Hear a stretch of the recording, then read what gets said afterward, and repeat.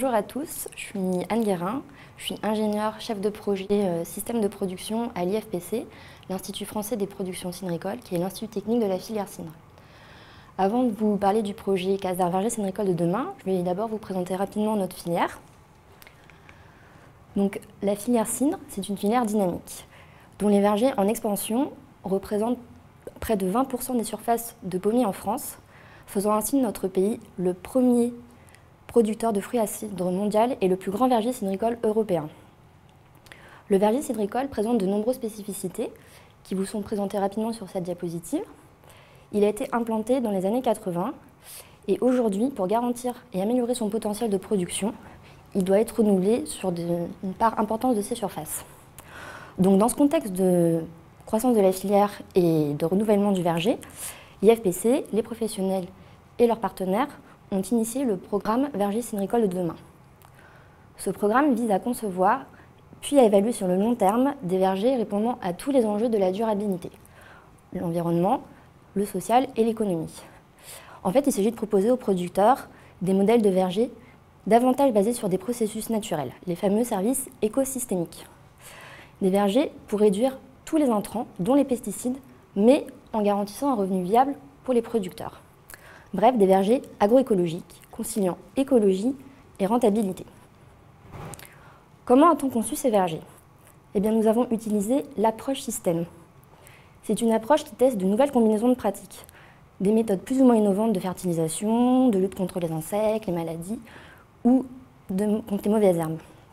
En fait, il s'agit donc d'innover en identifiant puis en renforçant les interactions positives entre toutes ces pratiques. Aujourd'hui, Verger Demain, c'est donc un dispositif expérimental de 18 vergers. 9 vergers agroécologiques que l'on compare à 9 vergers témoins. 18 jeunes vergers, âgés de 5 à 7 ans et entièrement implantés chez 9 producteurs. C'est aussi 22 partenaires de divers horizons. Des chambres d'agriculture, des producteurs, des instituts techniques, des coopératives, la recherche, l'enseignement agricole, qui ont participé dès 2009 à la conception de ces vergers et qui continuent aujourd'hui de confronter leur savoir pour interpréter quelques 25 000 données collectées sur le réseau. Quels premiers résultats a-t-on obtenus après 5 ans?